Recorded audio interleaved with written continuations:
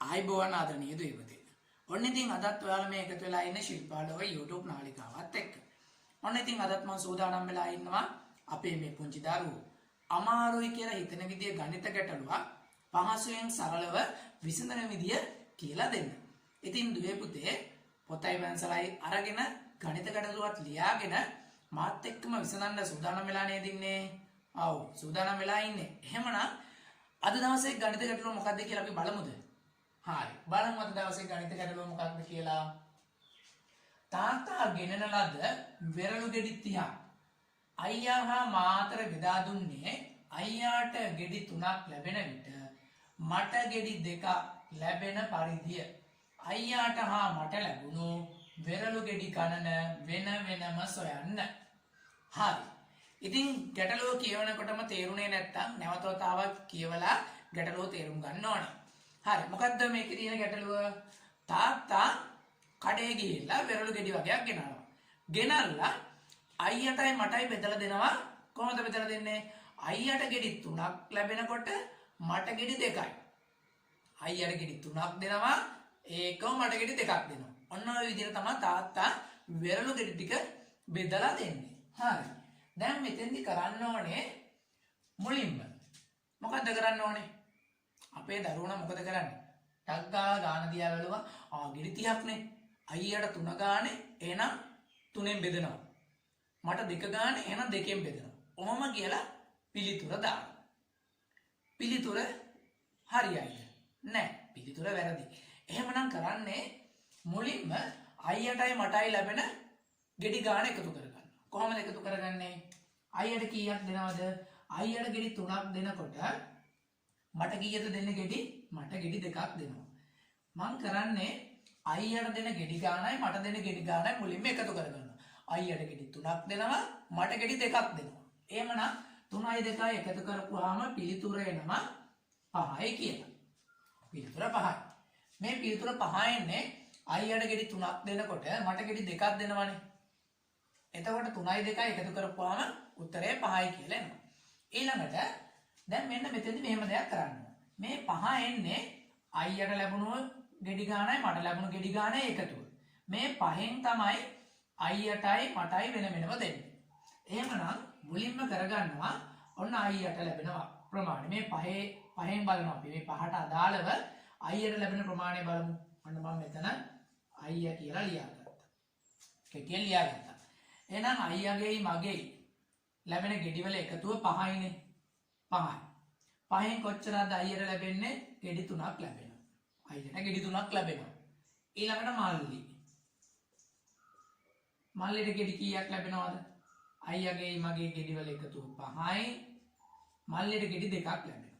ඔන්න අපි භාග සංඛ්‍යා විදියට මේක සකස් කරගත්තා.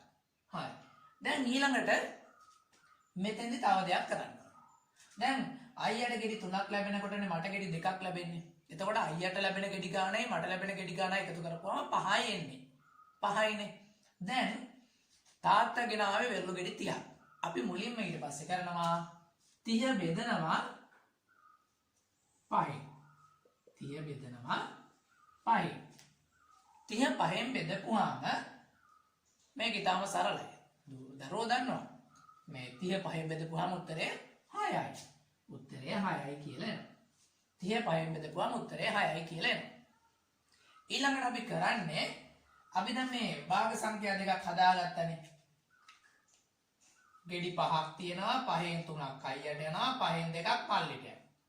ඊළඟට ගෙනාවු ගෙඩි ගාන අපි 5න් බෙදුවා.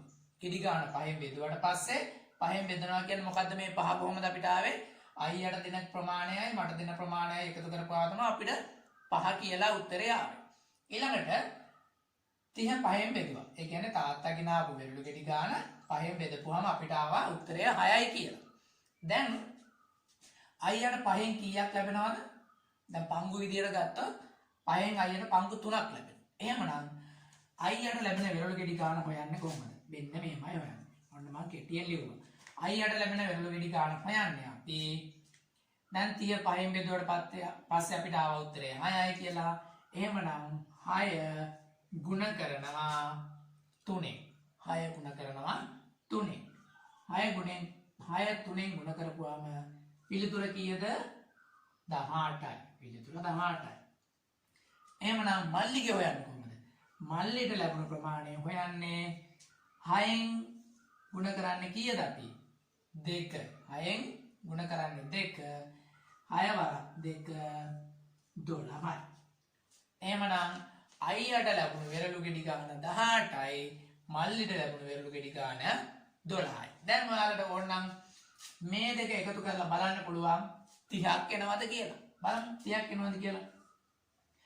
8ට දෙකක් එකතු කරපුවාම 10යි. 10 බිඳුව දැම්මා.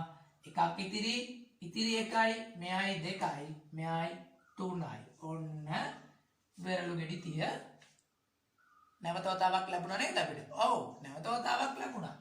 ඊටාම සරලයි. ඔන්න මම නැවත වතාවක් කියනවා. මුලින්ම කරේ අයියට ලැබෙන ගෙඩි ගානයි මට ලැබෙන ගෙඩි ගානයි එකතු කරා. එකතු කරලා ඒක භාග සංඛ්‍යා විදියට ලියාගත්තා. අයියට ලැබෙන ගෙඩි ගානයි මට ලැබෙන ගෙඩි ගානයි එකතු කරපුවාම 5යි. එහෙමනම් 5න් 3ක් තමයි අයියට ලැබුණේ. මල්ලිට ලැබෙන්නේ 5න් ගෙඩි 2යි. ඊළඟට තාත්තා ගෙන ආපු මුළු ගෙඩි ගාන 5න් බෙදුවා. 5න් බෙදුවට පස්සේ 30 5න් බෙදපුවාම 6යි කියලා අපිට උත්තරය ආවා.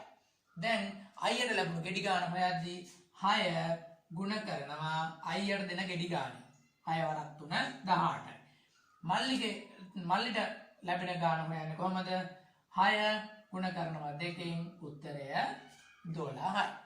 ඊටාම සරල පහසු ගණිත ගැටලුවක්. මම හිතනවා ආදරණීය දුවලා පුතාලට ගණිත ගැටලුව පැහැදිලිව අවබෝධ කරගන්න පුළුවන් වෙන්න ඇති කියලා. ඉතින් දුවේ පුතේ මේ ගණිත ගැටලුව යම් මට්ටමකින් අවබෝධ කරගන්න අපහසු වුණා නම් කමෙන්ට් කරන්න. කමෙන්ට් කරලා කියන්න මේ ගණිත ගැටලුව මට ටිකක් අපහසුයි කියලා. එහෙම වුණත් මට පුළුවන් නැවත වීඩියෝ එකකදී මේ වෙනින්ම ගණිත ගැටලුවක් දුවලා පුතාලට කියලා දෙන්න. හරි.